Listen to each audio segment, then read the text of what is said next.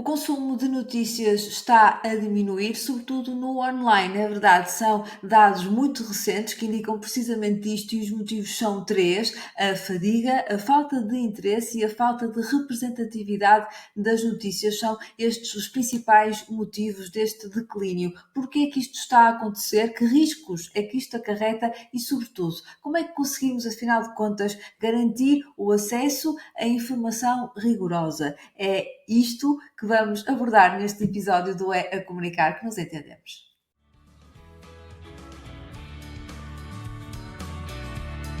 Olá, viva, seja bem-vinda e bem-vindo ao É a Comunicar que nos entendemos. Eu sou a Marta Araújo e este é o meu podcast, um podcast de comunicação e de relações públicas, onde falamos sobre jornalismo, influenciadores digitais, eventos e da gestão de crise para a reputação e notoriedade de pessoas, marcas e empresas. Vamos a isso?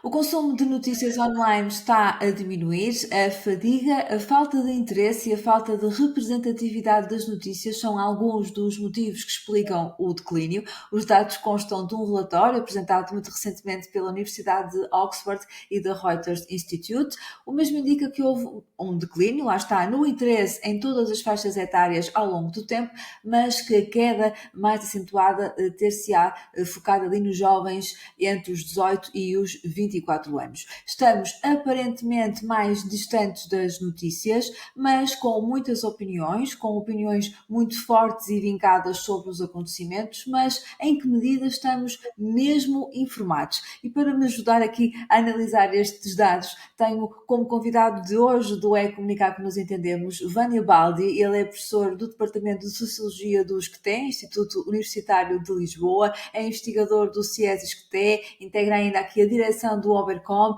e colabora com várias universidades internacionais, desde o México, Brasil e Itália. O Vânia é ainda coordenador e coautor do livro O Direito de Não Ser Desinformado, publicado pela editora, pela Almedina.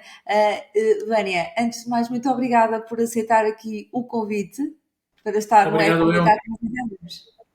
Muito obrigado, Marta. Vânia, eu começava, até porque estes dados que eu referia na introdução são realmente muito recentes, e tendo em conta aqui esta sua especialidade nesta área de investigação e neste tipo de comportamento, como é que analisa aqui estes resultados agora aqui apresentados que, lá está, nós já sabíamos que havia aqui um certo desligamento, entre aspas, das notícias em formato impresso, obviamente, mas também nos formatos televisivos e outros. No entanto, o online e aqui as redes sociais ainda era aqui alguma das plataformas onde se consumia mais informação. Aparentemente, até aqui, até nestas plataformas, está a diminuir o interesse, alegadamente, e a tal fadiga e estas questões que são apresentadas. Como é que o Vânia analisa estes dados? Pronto, sim, de facto, podemos ler estes dados a partir de mais que uma perspectiva, porque, de um lado, não são boas notícias, se nós considerarmos que a informação noticiosa é algo que constitui um dos pilares da nossa vida cívica, democrática, da nossa convivência. Sem ela, seria muito difícil coordenarmos a vida em comum. Ao mesmo tempo, todas as tomadas de decisão não podem prescindir de uma informação prévia, de um conhecimento prévio, de uma elaboração e reflexão sobre as informações, compará-las. Ao mesmo tempo, podemos até, talvez sendo um bocado provocadores, pensar que são bons resultados, no sentido que o panorama informacional, o sistema infocomunicacional é tão pouco saudável que acabamos por ter uma reação sábia e saudável no sentido de querer ignorar, querer se desapegar, querer se limpar de um ecossistema mediático que talvez não ajuda, muitas vezes, a interessar-se, envolver-se com as notícias e informações que remetem ao nosso dia a dia e à complexidade do dia a dia. Portanto, poderíamos pensar, de um lado pode haver uma vontade de se afastarem, evitar notícias, porque pode ser considerado, digamos, sábio escolher de ignorar algo que cria mal-estar. Do outro lado, é muito perigoso a ideia que se possa criar como uma cisão, uma discrepância muito evidente, muito nítida entre poucas pessoas que se informam, que estão a par com o que se passa e que, portanto, podem tomar decisões mais, mais informadas, mais pensadas, e uma grande parte da população que vai eventualmente tomando decisões mais com base no registro, na espontaneidade, na comunicação que passa pelos seus networks, pelas suas redes de amizades, de contatos. O que nós registramos, de fato, é algo que vem já de longe, como a Marta estava a dizer, é este afastamento das notícias mais mainstream que passam pelos órgãos infocomunicacionais tradicionais.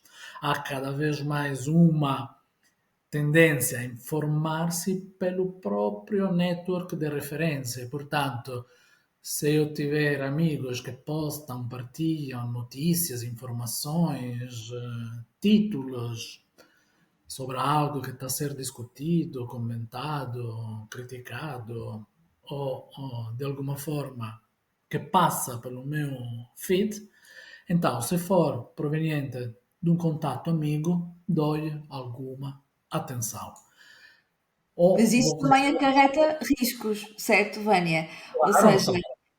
temos aqui, aliás, no vosso no livro que o Vânia coordenou, em conjunto também com outros autores, este O Direito de Não Ser Desinformado, uma das frases que vocês citam logo no início é da filósofa Hannah Arendt, que diz: a liberdade de opinião é uma farsa se a informação sobre os factos não estiver garantida e se não forem os próprios factos o objeto de debate.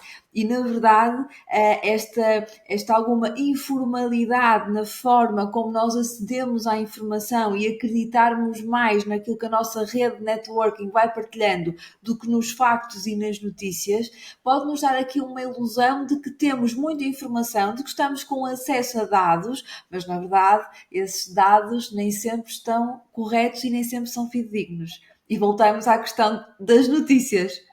Sim, sim. De facto, é considerar, mais uma vez, do lado existem práticas, do lado dos telespectadores, leitores de jornais, utilizadores das redes sociais, práticas que nos dizem que nós costumamos, por exemplo, retweetar. Quando existia o Twitter, havia esta investigação que dizia que a maioria dos utilizadores retweetam sem ler o tweet.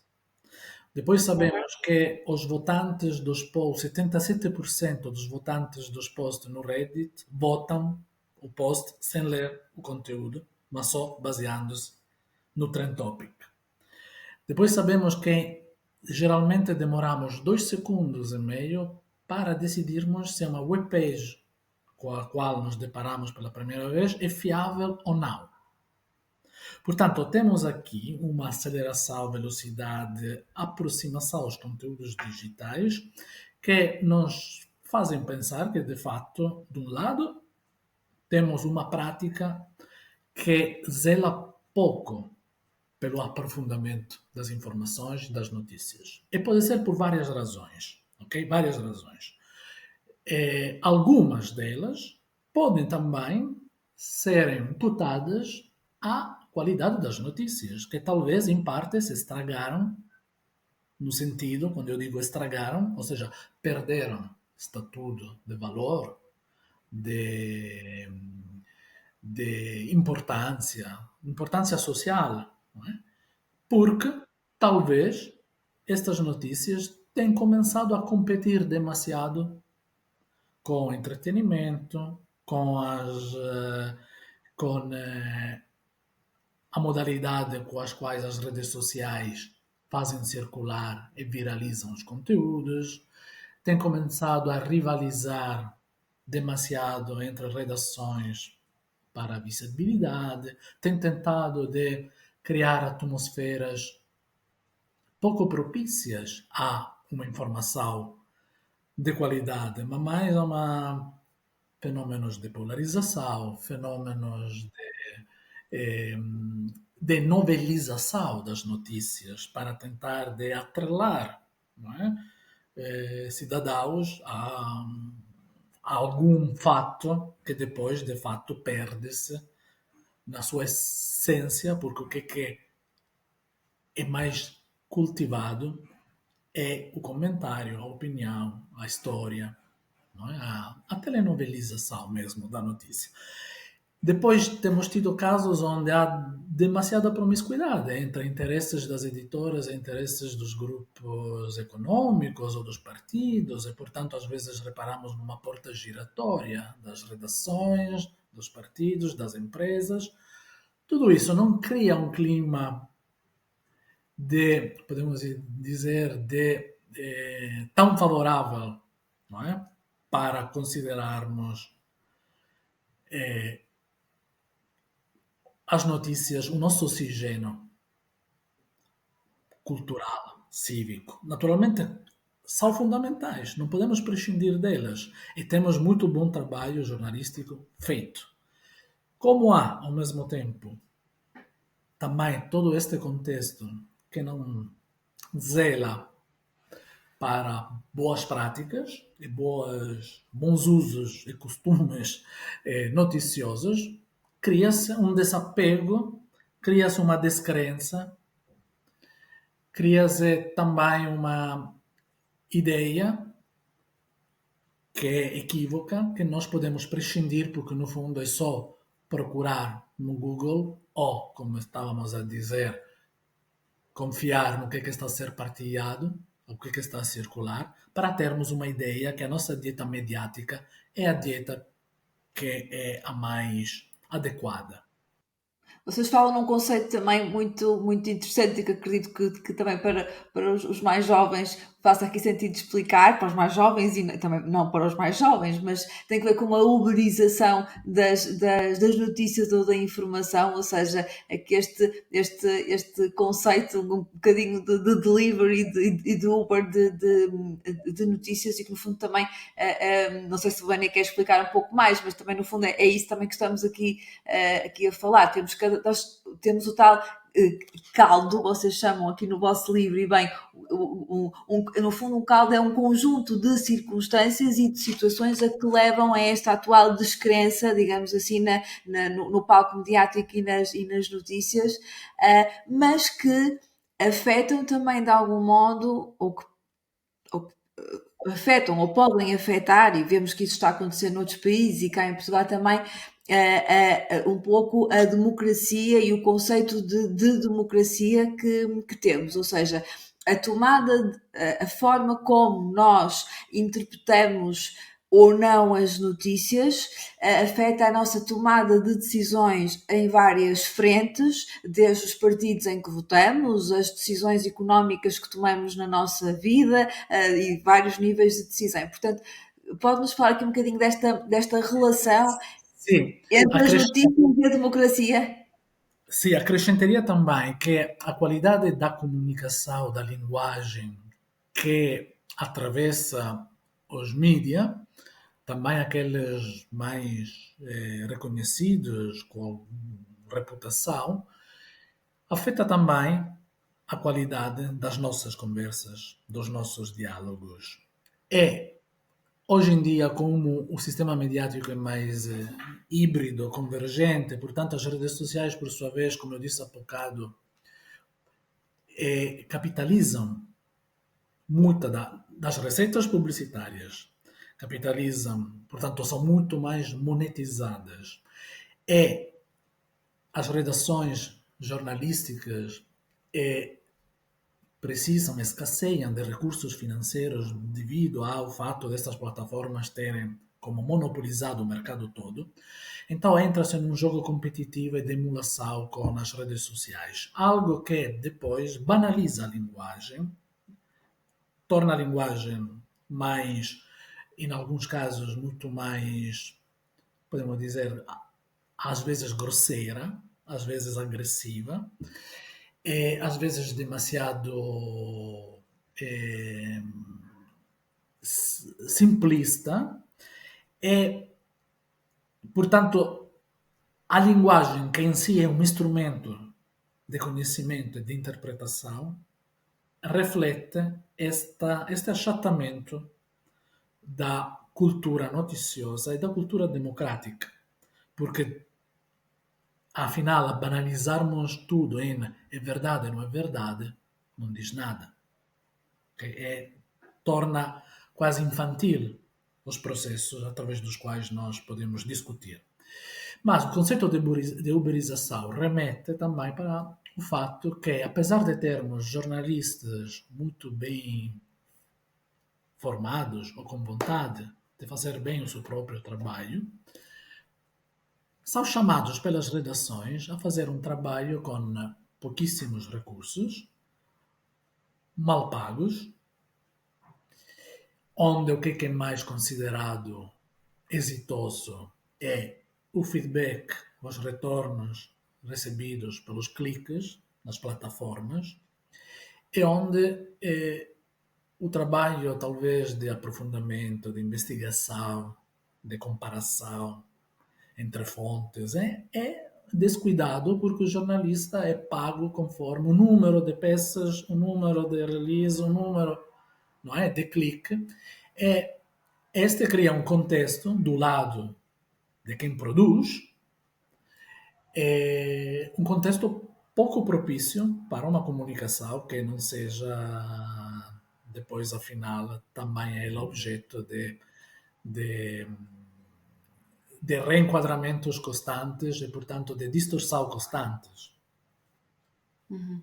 E isso, obviamente, condiciona o tipo de informação que acabamos por ter a circular, não é? E, portanto, e daí depois ser, de alguma forma, termos aqui as condições para que informação que já seja, tenha um caráter mais manipulativo ou com outro tipo de interesses, tenha mais palco. E, portanto, e depois leva-nos também a outras questões mais políticas, não é? Uma vez que vamos agora entrar aqui numa maratona de eleições em Portugal, também nos ajuda aqui a dar este enquadramento, ou seja, realmente existe,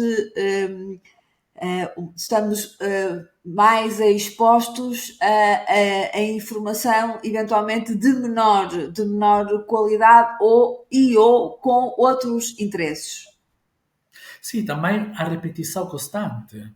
Algumas notícias que constantemente não é, vão repetindo-se. É aquele E são todas cansaço. muito semelhantes, não é? E as notícias são todas muito semelhantes, mesmo em diferentes órgãos de comunicação social, tendem a ser muito semelhantes, muito parecidas. Porque a ideia é, neste momento, ninguém aposta em explorar caminhos novos, né? No sentido, quando digo ninguém, talvez estou a exagerar, mas não se repara uma grande alternativa ou uma grande, podemos dizer, distinção depois nos estilos, nos formatos, nas linguagens e nas notícias que circulam, não é?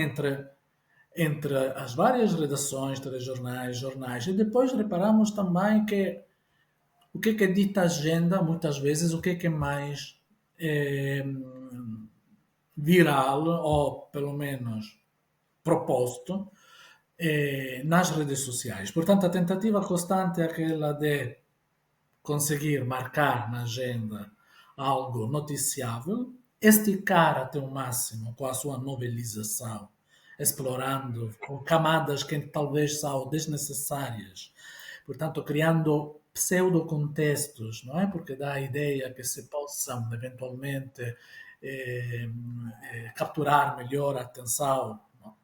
Mas, na realidade, também aqui há uma falta de investimento em em explorar outros assuntos. E daqui o problema referido pelo relatório de Oxford, ou seja, a falta de representatividade de algumas eh, eh, de algumas facetas da nossa realidade social.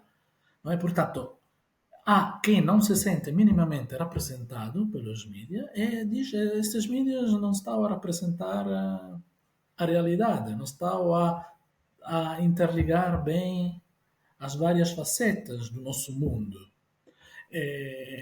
Portanto, estarmos focados muitas vezes sempre sobre as mesmas questões ou jogar num efeito ping-pong entre jornais, televisões, redes sociais, torna, podemos dizer, pouco original, pouco valioso o conteúdo informativo, que deveria ser algo que abre horizontes, abre reflexões. E, portanto, este cansaço é devido também a uma sensação que, no fundo, estamos, como quase sempre, a utilizar discussões similares entre si, polêmicas sempre repetidas. E, repito, pode ser uma falta de criatividade por parte de quem trabalha nesta área, mas pode ser também um efeito da uberização do trabalho jornalístico.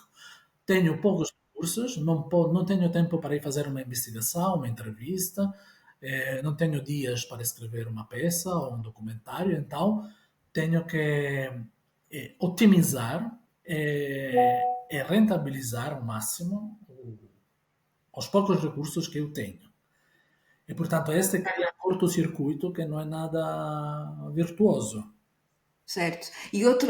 Outra tendência que vemos, e também fruto desta falta de meios e aqui de alguma dependência financeira e de outras origens no setor mediático, é o crescente tempo de antena ou de espaço para opinião, ou seja, nunca como agora tivemos tantas opiniões sobre opiniões das opiniões das opiniões. Eu estou aqui um pouco a brincar, peço desculpa, mas acabam por ser muitas camadas de opinião. Então hoje temos, por exemplo, também muitos jornalistas que dão a sua opinião, editores que vêm dar a sua opinião.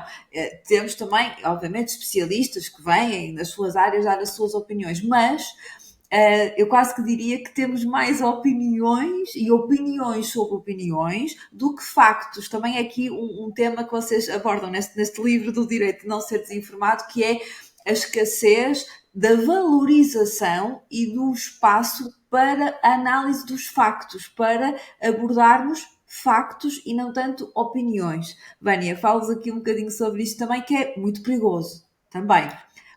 Sim, de fato mesmo, são expressões que nós utilizamos no livro, não é?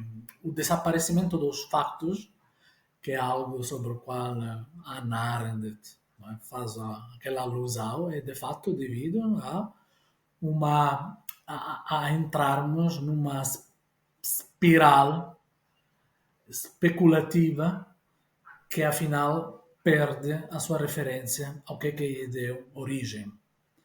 E, portanto, quando se comentam comentários de outros comentadores que, por sua vez, não é, comentam outros, é um espetáculo, podemos dizer, pouco proveitoso, a não ser que se pense do lado de quem organiza estes formatos que quem esteja num sofá não tem, deve decidir entre um filme e um debate, não é? Sobre notícias. Mas, na realidade, são dois registros diferentes.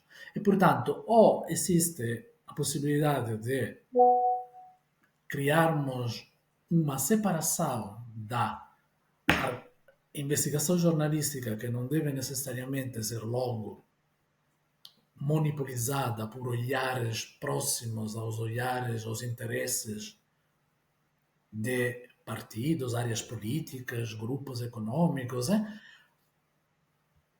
ou optamos para tornarmos a comunicação aquela que até agora continua a ser, ou seja, um espelho de de anúncios, de especulações, de previsões, eh, de a busca de uma frase com algum efeito que possa marcar, não é, o debate do Os dia, que depois, soundbites. sim, que possa depois, por sua vez, ser rematada para outros e, portanto, assim criar uma sensação de caixa de ressonância que, na realidade, interessa só a quem está naqueles estúdios, porque é muito pouco valorizado estes. Há uma bolha, não é? Há uma espécie de bolha onde estes atores, atores no sentido onde estas personalidades que pisam o palco mediático vivem, e essa bolha terá determinados interesses e objetivos que pouco dizem à maioria das pessoas normais, digamos assim, ou fora dessa bolha. É isso, e sobretudo aos jovens. Sì, poi, por exemplo, è curioso che ainda não tenha havido uma mudança, porque já faz anos que nós registramos este cansaço face a este tipo de formatos. É curioso porque muitas vezes, por exemplo, agora um paralelo aparentemente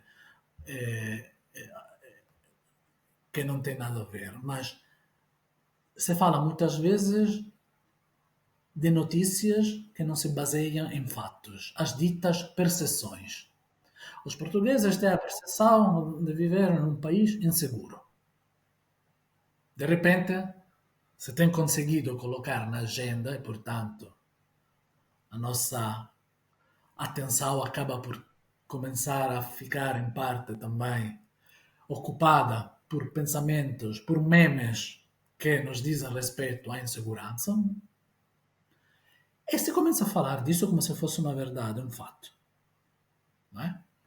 O que é verdadeiro é a vontade de colocar na agenda este tema.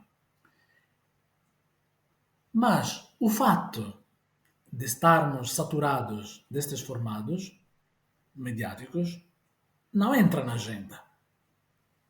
Ou seja, Uhum. não vejo comentadores a falar sobre o fato que as pessoas não gostam de ver, não é? Estes grimas constantes, esses duelos, repito, este efeito de novelização, porque não acrescentam à vida das pessoas informações importantes sobre as suas vidas, não é?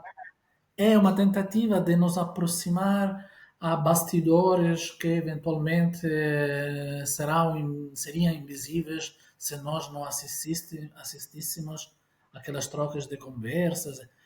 Mas, afinal, é normal que exista este evitamento de notícias, porque alguma, alguma consequência tem que ser retirada disso. Não é? E, portanto, a esperança é que estes reports, estes livros, estes estudos possam sugerir novas práticas. Não é? Aquele dinheiro investido em debates pode começar a ser investido. Por exemplo, eu estou com muita vontade de saber sobre o Zambujal. Agora, não é? Que saiu das notícias depois dos acontecimentos, não é? Mas, por exemplo, aquele report fala de uma escassa representatividade de vários grupos sociais. Quem vive e trabalha no Zambujal, que foi objeto de repente de atenção devido aos distúrbios, um morto pela polícia de uma pessoa que, não é? Aquela comunidade, quando é que voltará a ser representada? E quando é que nós poderemos interar melhor com o cotidiano daquela? Porque não podemos só falar de uma comunidade quando acontece algo grave. Todos os dias ali acontece alguma coisa que talvez é até interessante, é bom Coisas descobrir. boas também, sim. Portanto, Vale a pena. não podemos, senão criamos invisibilidade, ausências, e depois estas ausências, quando reaparecem, aparecem só como traumas, não é? Depois é fácil gerarmos, cairmos nas armadilhas dos clichês, não é? Dos estigmas. E, portanto, o jornalista tem um trabalho maravilhoso para fazer, aquele de poder permitir a toda uma sociedade de se conhecer melhor.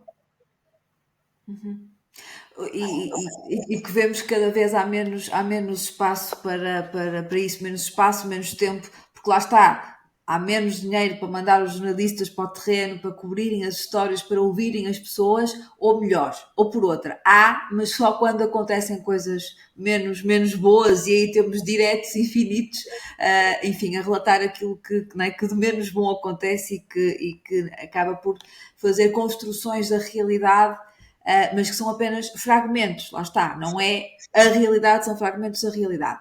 Um aspecto também aqui interessante que achei do vosso livro tem que ver com a questão das fake news, que sabemos que estão a aumentar, que estão a prosperar, não é? E que procriam-se aqui a uma velocidade muito maior do que aquela que é possível, de alguma forma, controlar. Também tem que ver com o tal caldo, não é? Com as tais condições que foram criadas para que este tipo de informação veicule, e que lá está, tem que ver com circuitos também fora dos órgãos de comunicação social, tem a ver com outros tipos de interesses políticos e etc, não é? Portanto, que no fundo otimizam aqui a tecnologia para fazerem correr informações negativas, não é? Portanto, negativas não, falsas, a induzirem determinadas percepções, mas vocês abordam aqui a questão de que não é apenas com o fact-checking, que agora está muito na moda e que a comunicação social utiliza muito, não é com estratégias só de fact-checking que vamos resolver este problema, este ciclo vicioso. Queres explicar um pouco, Vânia, por favor? Sim, no fundo, a questão é: temos um problema multifacetado, então multifacetado tem que ser a maneira de lidar com ele. Não podemos focalizarmos apenas numa vertente, não é? Todas as vertentes são necessárias, mas um aspecto que nós temos que considerar é, por exemplo, sabermos que, mesmo quando as notícias são reconhecidas como falsas, são desmentidas pelo fact-checking, mesmo assim, continuamos a partilhá-las e a enfatizá-las. Esta nos faz pensar que talvez não seja um problema de literacia mediática, mas que por trás há um problema de cidadania, há uma questão de literacia cívica e também um problema de ideologia política. Não nos interessa saber se é verdade ou é falso. Nos interessa contaminar o debate com pontos de vista que possam puxar a brasa para uma sardinha tóxica, malévola, que possa trazer benefícios para uma parte política ou que possa dar satisfação a quem apenas quer provocar ruído ou quer espalhar a sua zanga. Portanto, o fact-checking é fundamental porque, de alguma forma, documenta, também para a futura memória, que as notícias que estavam a ser ditas, ou estavam a ser referidas, ou que, o que é afirmado por algumas personagens institucionais não é verdadeiro. E, portanto, este fica para a nossa história, para nós sabermos. Mas depois o problema é: interessa a quem? Se, mesmo sabendo, nós continuamos a promover notícias, nem notícias, diria, conversas tendenciosas, boatos, rumores. E, ao mesmo tempo, também sabemos que o fact-check chega tarde. A notícia já espalhou, viralizou, já foi objeto de conversa. E como a nossa distração online é muito forte, porque, como eu disse há bocado, nós partilhamos tweet votamos post em poucos segundos, portanto é fácil instalar-se um boato, é fácil rotular algo e torná-lo objeto de discussão. Depois chega o fact-check, mas já foi. Portanto, é importante, mas ao mesmo tempo temos que dar a entender que este trabalho de fact-checking deve ser acompanhado para um trabalho que se preocupe mais em encontrar as molduras cognitivas, políticas, ideológicas, afetivas, que condicionam esta propagação, esta vontade de inclinar o debate público. E vocês também falam aqui num aspecto muito interessante, que uma vez que isto é um cenário algo complexo, como já falamos aqui, porque envolve vários vetores e várias causas simultâneas até, e que depois que se interligam, não há uma fórmula mágica, obviamente, para resolver aqui não é? Este ponto de situação a que chegamos, mas uma das formas poderá ser, dizem vocês aqui, uma aposta num conjunto de literacias, ou seja, não só a literacia mediática, porque no fundo a literacia mediática, a forma como nós interpretamos o funcionamento da comunicação social é muito importante e ainda não há muito essa cultura, portanto nós ainda temos aqui que perceber, e isso também começa desde logo por percebermos que nós temos que valorizar mais o jornalismo. Se nós queremos ter um jornalismo melhor, temos que o valorizar mais e também temos que perceber que temos de pagar para isso e pagar pelas notícias, e que também existe aqui no âmbito das marcas e das empresas aqui também uma responsabilidade no sentido de viabilizarmos a parte financeira. Mas a par disto, que é termos uma população que tem maior informação ou literacia sobre economia, sobre ecologia, sobre vários temas, certo, Vânia? É um bocadinho isso que vocês tentam explicar aqui do ponto de vista sociológico. Quanto mais nós dotarmos as pessoas de várias literacias e conhecimentos, é talvez a forma mais uniforme que vamos conseguir ter as pessoas mais informadas. Mas se calhar o Vânia vai nos conseguir explicar aqui de uma forma um bocadinho mais organizada isto. Então, digamos que é um conjunto de literacias. E o que é o pano de fundo para tornar essas literacias mais operacionais? É recuperar o sentido da cidadania, da participação política e do que está em jogo. Entender que por quem espalha desinformação não há só uma vontade de brincar ou de querer expressar raiva, mas há também uma vontade de condicionar a política e, portanto, as tomadas de decisões, quer é uma vontade de trabalhar sobre o consenso, sobre o senso comum. Portanto, há por trás um jogo sujo de querer aldrabar, drogar, adulterar o debate em prol de polarizar, criar boias de consenso mais sobre algumas questões, que depois, por sua vez, se refletem sobre alguns grupos sociopolíticos, econômicos. Eu, no livro, falo também de questões geopolíticas, que hoje em dia a informação é uma arma. É uma arma para condicionar os equilíbrios de poder dentro do nosso mundo contemporâneo.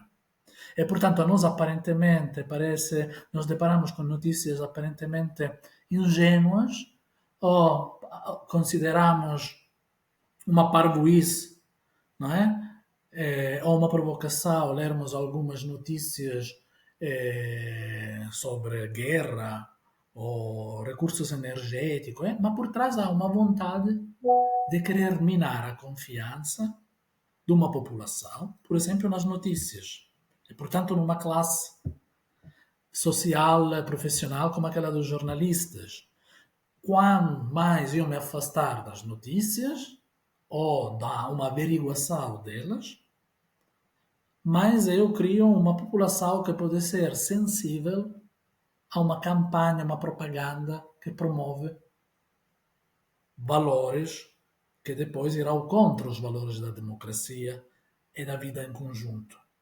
Portanto, são literacias todas que se cruzam e que devem ter por trás esta consciência que deve ser partilhada, sociabilizada. Portanto, está em jogo constantemente uma propaganda que pode ter interesses nacionais ou internacionais, que é muito subtil e que vai ao longo do tempo e que tem como objetivo aquela de corroer a nossa confiança. A confiança é o cimento das nossas relações, do fatto che olá, bom dia, como é que está? En- Tudo isso cria um tecido, um encadeamento de relações que podem ser promissoras ou não, de uma construção, de uma melhoria constante do nosso estar juntos. Portanto, muitas literacias devem convergir, sabendo que não são competências técnicas, operacionais, mas são também tomadas de consciências políticas e também interrogar-se sobre o tipo de bem-estar social, cultural, não é? Afinal, somos seres sociais, mesmo que nos enclausuramos em casa e vivemos por trás de um ecrã, aquela pode não ser uma boa vida, não é? Portanto, voltar a considerar que viver bem, não é? Não é trollar, não é fazer bullying, não é espalhar, o sucesso não é contaminar, ok? Mas tudo isso requer literacias que também assentam num bem-estar que é psicossocial. Certo. Ah, e, e voltamos aqui à questão, não diria de início, mas que no fundo tem que ver com o título deste livro, que surgiu também aqui um bocadinho de moda à nossa conversa, que é como é, o que é isto, em jeito quase de resumo, como é que nós conseguimos isto de termos o direito de não sermos desinformados? Não tem que ver com direito no sentido jurídico, não é? Mas sim, quase aqui no sentido, no âmbito mais social. Mas, Vânia, foi aqui, é o título do livro, o que é isto e como é que nós podemos almejar este desafio de conseguirmos este direito de não estarmos ou de não sermos desinformados. Então, é uma frase que mais uma vez remete para Hannah Arendt, que de fato afirmava que o direito a ter direitos é o que eh, categoriza a categoria do direito. Mas aqui agora, enquanto a Marta estava a colocar-me esta questão, eu lembrei-me da pandemia. Imaginemos um mundo sem informação a deparar-se com uma pandemia, ou com informação falsa, ou com informação capciosa, pretestuosa, malévola. Teria sido um caos, teríamos tido muitos mais milhões de mortos, teria sido uma anarquia total. Agora, quando as coisas correm bem, não há uma pandemia, não há uma guerra, a informação, na mesma, continua a evitar o caos. Serve não só para lavrar uma cultura do conhecimento, da cidadania, da responsabilidade, mas serve também para sabermos que há algo através do qual nós nos orientamos. Não é? Como diz o teu programa, não é? É a comunicar que nos entendemos. Sem informação e sem este direito, não é? Nós estaríamos em condições de desconfiar constantemente um do outro. Portanto, o direito a não ser desinformado é, no fundo, o direito a querer participar numa sociedade que tenha alguma inteligência e inteligibilidade. Não é? Inteligência vem, mesmo a etimologia da palavra é elegir entre, inter, ou seja, saber escolher. é saber ligar as coisas. Se nós não temos ideias comprovadas sobre as quais refletir o que é escolher, nós estaríamos numa situação de caos. Não receberíamos os nossos vencimentos, não teríamos as nossas possibilidades de nos formar e adquirirmos, conseguirmos títulos de estudo, conseguir emprego, organizar a nossa vida, estabelecer, entender os preços, não é? Da mercadoria. Portanto, é a base, é algo tão fundamental que não nos damos contas que é uma infraestrutura, no livro chamo infraestrutura infocomunicacional, que é aquela que nos permite também esta conversa. Exatamente. Perfeito, Vânia. Agradeço muito o tempo que dispensou e que alocou aqui para estar connosco, não é? A comunicar que nos entendemos. Continuação de boa investigação. Ficamos a aguardar, quiçá, mais livros seus e dos seus colegas, mais dados sistematizados e factos que nos ajudem aqui a pensar e a encontrar soluções que sejam viáveis. Obrigada mais uma vez. Muito obrigado, Marta, e boa continuação.